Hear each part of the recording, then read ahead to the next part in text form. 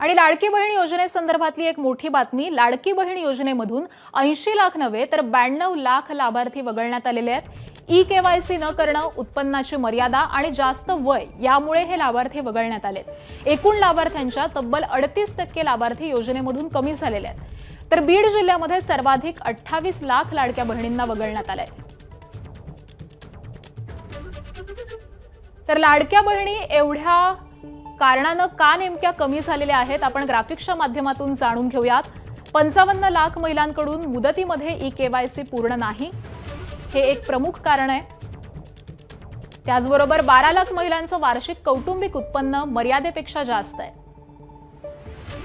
तर पुढचं कारण आहे 4.5 लाखांहून अधिक महिलांचं वय 65 वर्षांपेक्षा जास्त आहे। या महिला देखील अपात्र ठरलेल्या आहेत। त्याचबरोबर 12 लाख लाभार्थ्यांचं उत्पन्न 2.5 लाखांपेक्षा जास्त आहे, त्या आयकर भरणाऱ्या आहेत। 5 लाख महिला आधीच नमो शेतकरी योजनेच्या लाभार्थी आहेत आणि 14,000 पुरुष लाभार्थी आहेत, अशी देखील माहिती समोर आली आहे।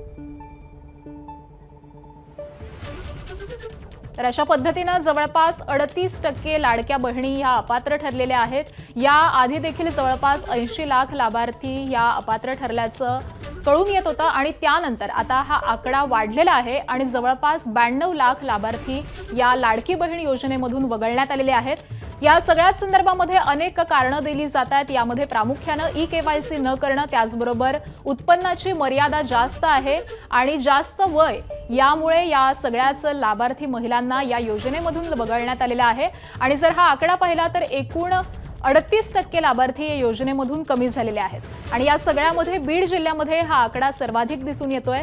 बीड जिल्ह्यामध्ये सर्वाधिक 28 लाख लाडक्या बहिणींना वगळण्यात आलेला आहे। त्यामुळे जवळपास 92 लाख लाभार्थी आता या लाडक्या बहीण योजनेमधून वगळण्यात आलेले आहेत।